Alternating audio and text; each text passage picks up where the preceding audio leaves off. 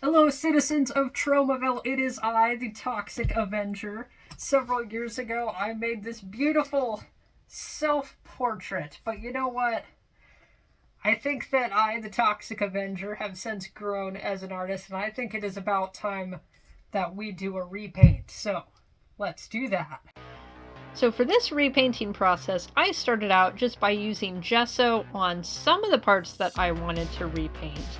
You can definitely see that this board is quite the challenge to paint on because this is far from the first time this has even been repainted. It's actually part of a big stash of canvases and boards that I found in a recycling bin at my college campus, cleaned up, wiped the ranch dressing off of, and I had a bunch of free canvases.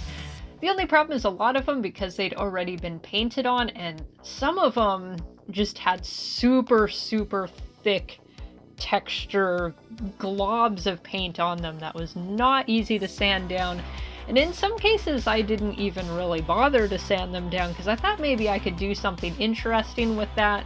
This is one of the boards that I was sincerely hoping the texture would be on my side with the repainting, and it kind of wasn't on my side. Even the original Toxic Avenger painting, it was very difficult to work over, so I definitely had some trouble in this video still. If you've seen my John Goblicon repainting video, the board he was painted on, that was also from this batch, but I really sanded that one down because the original paint job was pretty tricky and I wanted to make things a lot easier for myself in that video, and I am very happy with how that turned out. But this one, I just decided to make things difficult for myself. We're gonna make it as hard as possible.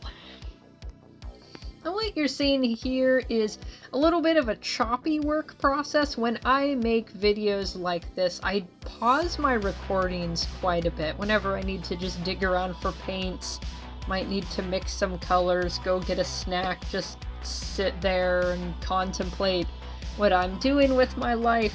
A lot of my painting process involves just sitting in front of the easel with my face buried in my hands, so I edited out, as I worked, a lot of the extra filler stuff.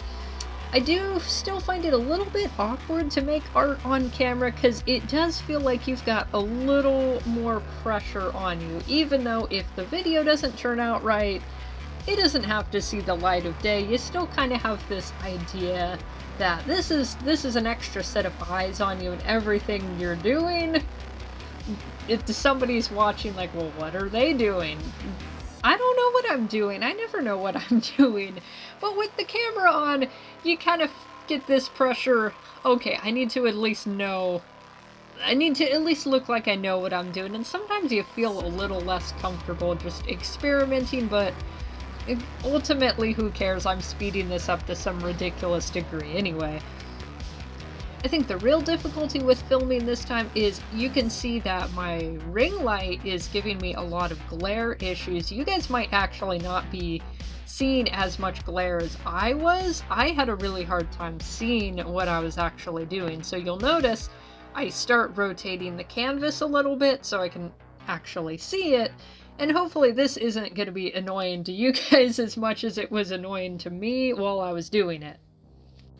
One of the good things, though, about being on camera is it does light a fire under your ass to actually work a little quicker. And like I said, I have this tendency to just kind of sit and contemplate what on earth I'm doing.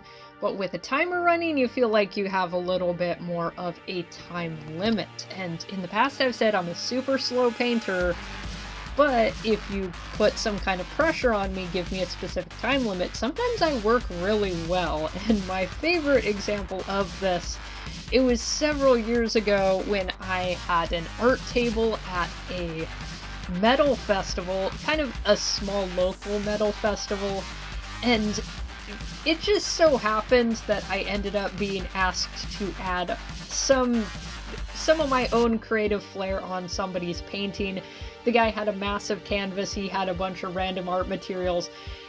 10 or 11 o'clock at night, almost pitch black except for the street lights in this parking lot, and I'm just handed a canvas and a bunch of materials and told, you have an hour, go crazy. And so I'm attempting to make some kind of art in this dimly lit environment.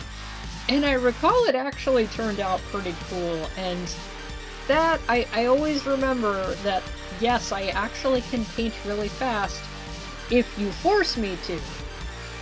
So in that way, the camera is a benefit, because it does hold me a little more accountable, and it forces me to work with a little more focus. So for that reason, this painting ended up being done mostly just in one session. I did the gessoing on a different day in 2 separate sittings.